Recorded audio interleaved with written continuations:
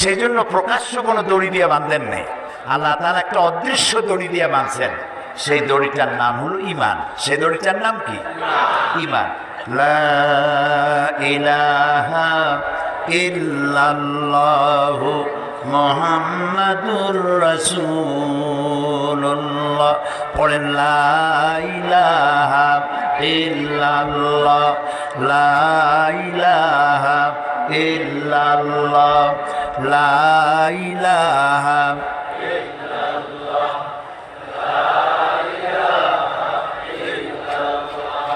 লা ইলাহা ইল্লাল্লাহু মুহাম্মাদুর রাসূলুল্লাহ। এ হলো কলেমার ইমানের রশি। এটা একটা দড়ি, ইমানের রশি। এই ইমানের রশি কলেমা যে পড়লো আর বিশ্বাস করলো, তার গলায়